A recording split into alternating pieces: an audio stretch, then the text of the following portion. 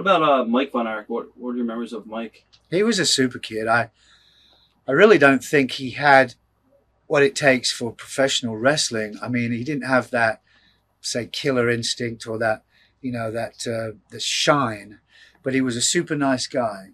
And of course, his father, I believe, really pushed him to where Mike really didn't really want to be pushed. So I think he was cornered into it. But he didn't want to be in the business, and his father basically said, "You got to be." I think so, yeah. I think he enjoyed the business, but I just don't think he needed to be pushed and kicked, Right. Not literally, but. Did you ever meet David Von Erich, or was that? Oh, yeah. Yeah, David and I became quite good friends. I mean, the whole of the Von Erichs. I remember once with all the Von Erichs, we went out and David was with us, and we went to this restaurant in Dallas called the Magic Time Machine.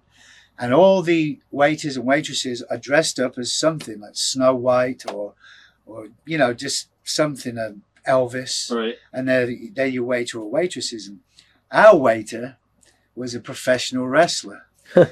and David got really kind of started chipping at this guy.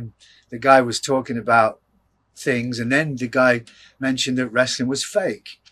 And David got pissed at that and said, "Let me show you the sleeper." And he stood up out of his chair and put a sleeper on this waiter and knocked him out. I guess it wasn't funny, but it seemed funny. Right. What are your memories of, what did you hear that caused the death of David Von Erich in Japan? I heard that it was a stomach infection or viral infection in the stomach. Do you believe that story, or do you think otherwise? I probably think otherwise. I believe that he probably accidentally OD'd. Were you and Gino ever approached by Vince at the time? No, we contacted Vince. I believe it was Pat Patterson we talked to, or someone up there we talked to at the time. But we were rocking and rolling so much down there that the money was good. Yeah, the money was good, and we didn't want to move. What was Fritz Von Erich like as a booker, and basically? He was always very, very nice to me, but I know that he could be really, really tough on other people, and he was sort of a tyrant. He was in charge of his promotion, and you would do what he wanted when he wanted, and he pretty much. Well, not pretty much, but he had total control over it, even though he'd take ideas and use ideas from other people.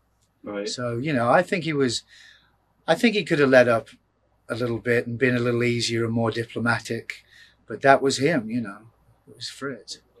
What was Curry Von Erich like outside the ring? He was big teddy bear. Right. He was a great guy. He was funny. He was, I got a story I can tell you a bit later about him and I, but he was a big teddy bear. He didn't want to hurt anyone, even though he could have. He liked to get high a little too many times, but I think we all did back then. Right. Really, the Freebirds were more into, the Jack Daniels thing, and it was really the Von Erichs that were more into the drugs. Right. And I would disappear and go back to my wife normally, but I did do my share. Right. Whose idea was it to break up the tag team with you and Gino? It was both our ideas. We thought that, probably we've played out that angle enough now, and we need to switch it up and come up with something new. I remember they were always trying to get us to do the hair match earlier. First of all, they wanted to do the Christmas special, then this special and that special. And Gino and I would always go, no, we're not going to do it. So we made that angle last as long as possible. And then about the time that we fell out at reunion, he threw the thing in my eyes. That was about time that we both decided it would be a good idea. Right. To change up. Were you surprised with the death of Gino? Yeah, I really was. I remember I went back to England. I did a special getting into my Corvette with my patches on my eyes.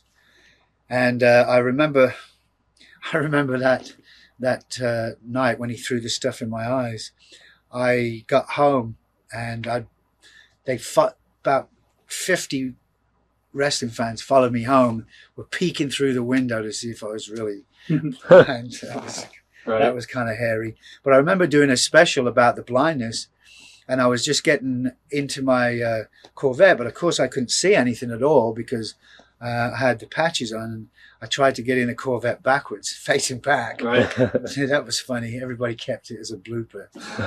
It's pretty funny. But when I got back to England, about 3 or 4 days after, Scotland Yard, which is the equivalent of FBI, contacted me at my parents' house and said they want to question me, and they'd be back in touch. And they really thought that I had something to do with the murder of Gino because he blinded me. So so that was, I mean, it was that serious. And then after they investigated, the FBI investigated over here, they realized it was a drug OD. Right. Now, a lot of people we talked to said that he could have been murdered by the people he was hanging around. He was hanging around mobsters. Yeah, he was. He was in touch with some pretty heavy people in that business, and it could have been possible that he owed somebody money or didn't, do what they wanted to do, and they gave him an OD. But I really don't. Belief? I don't think so.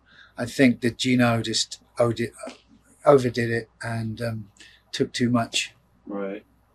What was the atmosphere like at the Texas Stadium or Cotton Bowl show? You mean the hair match? Yeah. No, just with the crowd. I mean, the place would go crazy. Oh, yeah.